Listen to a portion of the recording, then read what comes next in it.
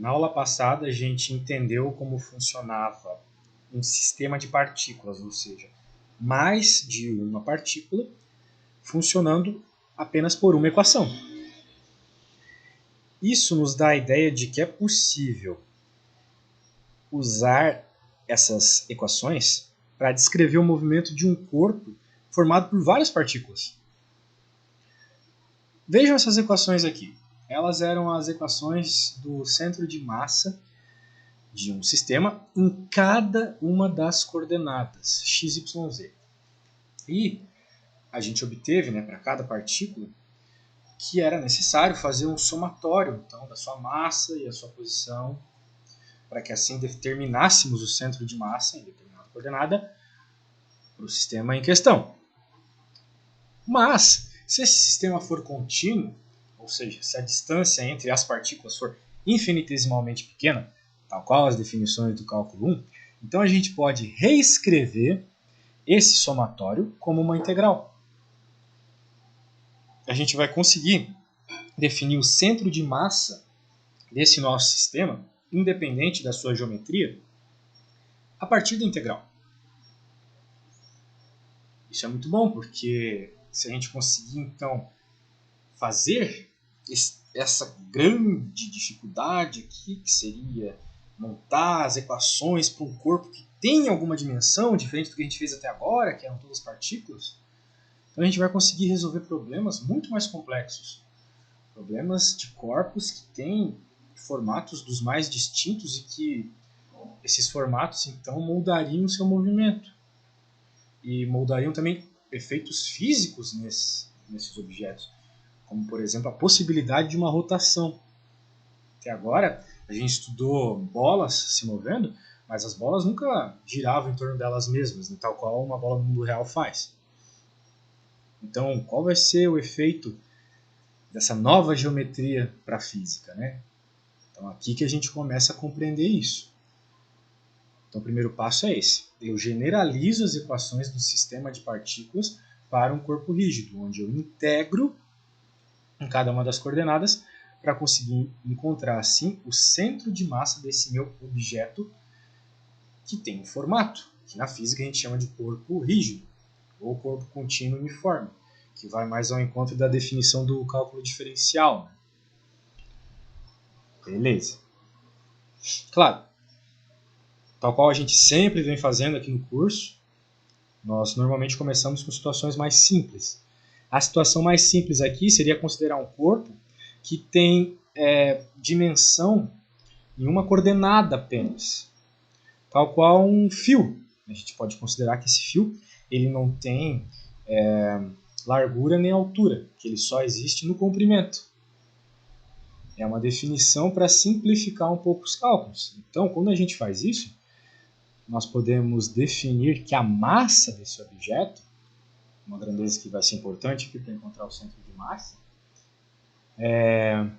pode ser dada por lambda dl, onde lambda é a densidade desse corpo. Normalmente, quando a gente está falando sobre densidade, a gente está interessado em 3 dimensões. Mas, novamente, para simplificar alguns problemas na física, a gente vai trabalhar em uma dimensão apenas. Até porque as outras dimensões podem ser realmente inúteis para alguns cálculos, como a gente vai ver principalmente em Física 3. Okay? Aqui em Física Geral 1 também. Mas lá isso é bem especial. Podem perguntar para os veteranos de vocês. Então, são definições aqui, tá? De letras gregas. Lambda quando eu estou em uma dimensão, sigma quando eu estou em 2 e ρ quando eu estou em 3. Então aqui é uma densidade linear, uma densidade superficial e uma densidade volumétrica, onde o A indica então a área, V volume e L comprimento, length em inglês. Se o corpo, volume, tiver densidade uniforme, e é isso que a gente está procurando, novamente simplificar os problemas, eu posso dizer então que o dm, ou seja, o diferencial de massa nesse meu sistema, ele é dado por massa dividido por volume. A densidade é massa dividido por volume, simplesmente massa dividido por volume. Lembrando, se eu estou num sistema uniforme, essa massa e esse volume eles são constantes. Então, se eles são constantes, eles podem sair para fora da integral. Né? Vocês podem estar com essa dúvida, mas como assim um V está fora da integral se a integral é em dV? O V, neste caso, é o volume do meu objeto, que ele pode ser dado, é um volume dado, uma informação já eventualmente fornecida. O volume, não, a princípio, não vai mudar no decorrer do meu problema físico. Né? Se eu chuto uma bola, o volume dela não muda, é disso que eu estou falando. Então, essas equações aqui são as equações generalizadas para 3 dimensões, quando eu estou procurando centro de massa de objeto de 3 dimensões. Então, percebam, né? Volume vai para fora, x dV. Então, a posição em x vezes o diferencial de volume. Ok. Eventualmente, as geometrias que a gente está trabalhando são geometrias conhecidas, simples, né? Círculos, triângulos, cubos, esferas, aparece bastante cilindros.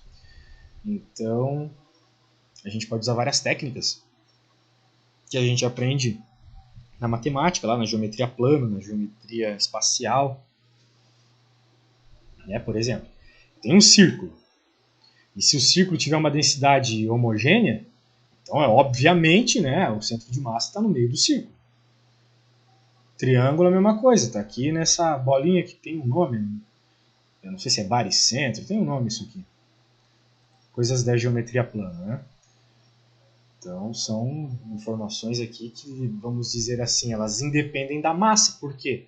Porque a densidade é uniforme. Então a gente já sabe onde é o centro de massa do nosso objeto por características matemáticas dele.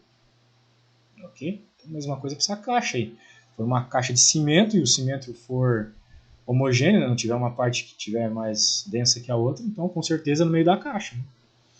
Beleza. Aqui tem um videozinho, outra hora eu passo para vocês. Aqui tem um exercício também um tanto intuitivo. Ok? Vejam só. Eu tenho então um disco homogêneo, mas eu tirei uma parte desse disco. E essa parte aqui também é um disco. E ele mede,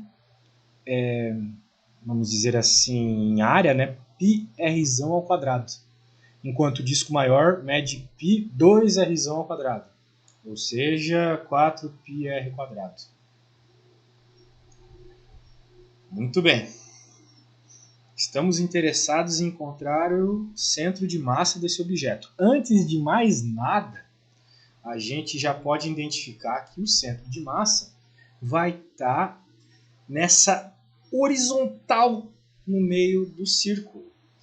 Porque a quantidade aqui que foi tirada, né, ela é simétrica em y, na nossa coordenada y. A mesma quantidade que foi tirada nessa parte de cima do disco foi tirada na parte de baixo. Então, com certeza, o centro de massa que estava exatamente no centro do meu círculo, ele vai continuar na horizontal do centro. O que vai mudar é a posição em relação a essa horizontal. Né? Muito bem. Daí como é que a gente faz isso? Né? Utilizando aquelas equações. Vamos lá, então. Aqui eu tenho o termo relacionado ao centro de massa, né, a posição central do disco azul. Então é m vezes 0. Por quê? Porque o disco azul, como já conversado, tinha o seu centro de massa aqui no meio, na posição que eu estou considerando como referencial do meu sistema. Então, feito. Então a gente já pode colocar aqui na nossa equaçãozinha de posição de x centro de massa, m vezes 0. Agora o outro termo é relacionado com o disco que foi tirado. E o disco que foi tirado, ele tem o seu centro de massa em menos r. Essa aqui é 0.